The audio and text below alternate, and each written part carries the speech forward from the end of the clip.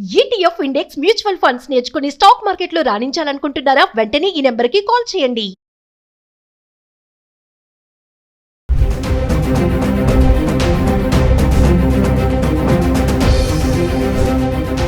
Hi hello నమస్తే, welcome back to Suman TV. ప్రస్తుతం మనతో పాటు ఉన్నారు certified astro business coach Javeria గారు. నమస్తే మ్యామ్. నమస్తే నవీనా గారు. మ్యామ్, మరి గోల్డ్ అండ్ సిల్వర్ చూసుకుంటే మరి ప్రైసెస్ ఎలా ఉన్నాయి? ఒక్కసారి తగ్గుతుందా పెరుగుతుందా? ఒక్కసారి 1,00,000 వరకు వెళ్ళిన బంగారం ధర అమాంతంగా మళ్ళీ కొంచెం దిగింది, అంటే 90లో నడుస్తుంది అనుకోవచ్చు కదా. మరి సిల్వర్ కూడా అదే దారిలో ఉంటుంది, అది తగ్గితే ఇది తగ్గుతుంది, అది పెరిగితే ఇది కూడా పెరగడం చూస్తున్నాం మనం. ఒక్కసారి మరి నిన్న ఎలా ఉంది, ఈ రోజు ఎలా ఉంది, చార్ట్ ఒకసారి చూద్దామంటారా? డెఫినెట్లీ నవీనా గారు. అసలు ధరలు ప్రైస్ ఎస్టిమేషన్ అనేది ఎలా చూస్తారంటే, first of all common thing చూసుకుందాం నవీనా గారు. ఒక్కటి వచ్చేసి సప్లై అండ్ డిమాండ్. ఏదైనా కమాడిటీ కానివ్వండి, దానికి డిమాండ్ ఎంత ఉంది, సప్లై ఎంత ఉంది. సో వీటిని బట్టి దీని ధర పెరుగుతుందా తగ్గుతుందా అనేది ఫస్ట్ తెలుసుకోవచ్చు. అండ్ తర్వాత వచ్చేసి ఇన్ఫ్లేషన్. అండ్ థర్డ్ వన్ వచ్చేసి మనకు చార్ట్ పరంగా, అంటే క్రమేపీ ఒక 10 years నుంచో 5 years నుంచో చూసుకుంటే అసలు ఎందుకు పెరిగింది, ఇంటర్నేషనల్ మార్కెట్ ప్రభావం ఎంత ఉంది. సో దీని ప్రకారంగా మనము ఒక ప్రైస్ అనేది అంచనా వేయగలం అన్నమాట. అంటే ఖచ్చితంగా అని చెప్పలేము, కానీ ఎస్టిమేషన్ అయితే చెప్పగలము. ఇప్పుడు ప్రస్తుతం చూస్తున్నారు, సో చాలా వరకు 30కి నిన్న మీరు అడగడం జరిగింది. సో 20కి కూడా చైనాలో అంటున్నారు కదా, సో 20,000 కూడా దిగుతుందా మేడం అని చెప్పి. లేదు, అంతగా కాదు, కానీ ఇప్పుడు మనకు అంటే చాలా వరకు డాలర్ మీద డిపెండ్ అయి ఉంది కదా ఓవరాల్ గా వరల్డ్. సో డాలర్ ప్రభావం ఎప్పుడైతే చాలా చాలా మనకు మంచిగా ఉంటుందో అప్పుడు గోల్డ్ తగ్గడం అనేది చూస్తాము. అండ్ ట్రంప్ అయితే తన స్టేట్మెంట్స్ కానివ్వండి, తన డెసిషన్స్ కానివ్వండి, దీని వల్ల కూడా అతలాకుతలం అవుతుంది ఇంటర్నేషనల్ మార్కెట్. సో ఎంతగా తగ్గచ్చు అంటే 60 అండ్ అబౌవ్ 60,000 వరకు మనము ఎక్స్పెక్ట్ చేయొచ్చు నవీనా గారు. కానీ మరి పెరగడం ఎంత వరకు పెరగచ్చు అంటే 1,25,000 వరకు కూడా పెరిగే ఛాన్సెస్ ఉన్నాయన్నమాట.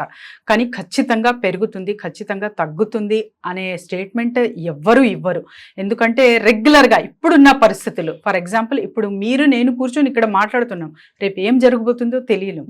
సో జియో పాలిటిక్స్ ప్రభావం కావచ్చు, ఇంటర్నేషనల్ మార్కెట్ ప్రభావం కావచ్చు, అండ్ వాతావరణ ప్రభావం కావచ్చు, ఏదైనా జరగచ్చు అనమాట. సో ఖచ్చితంగా అని చెప్పలేము, కానీ దిగడం అనేది జరిగితే 60,000 ప్లస్ అనేది మాత్రం ఇక్కడ మనం ఎక్స్పెక్ట్ చేయొచ్చు గోల్డ్ ప్రైస్ లో. మేడం ఒక చార్ట్ చూద్దాం మరి. ఎస్, ఇక్కడ చూసుకుంటే నవీన గారు 24 క్యారెట్స్ అరౌండ్ హైదరాబాద్ చూసుకుంటే 44 రూపీస్ తగ్గింది. నిన్నటి ధర చూసుకుంటే మనకు 9,748 రూపీస్ ఉంటే మరి ఇవాళ 9,704 రూపీస్ ఉంది. అండ్ తులం బంగారం చూసుకుంటే ఇక్కడ 440 రూపీస్ పెరగడం జరిగింది, అంటే 440 రూపీస్ తగ్గడం జరిగింది. అండ్ తర్వాత వచ్చేసి నిన్నటి ధర 97,480 ఉంటే ఇవాళ 97,040 రూపీస్ అయితే 24 క్యారెట్స్ లో చూడొచ్చు మనము. అండ్ 22 క్యారెట్స్ కి సంబంధించింది ఇక్కడ రిపోర్ట్స్ చూసుకుంటే మనకు 40 రూపీస్ తగ్గడం. నిన్నటి ధర 8,935 రూపీస్, ఇవాళ 8,895 రూపీస్ అయితే ఇక్కడ చూస్తున్నాము. అంటే ఆల్మోస్ట్ 400 రూపీస్ మైనస్ అయింది, అంటే తగ్గింది.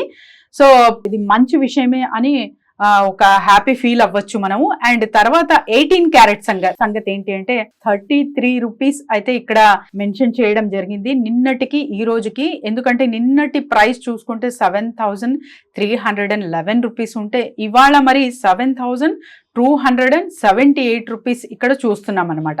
అండ్ అకార్డింగ్ టు అంటే సిల్వర్, మరి గోల్డ్ సంగతి ఓకే, సిల్వర్ ధరలు కూడా అలానే పెరుగుతున్నాయి.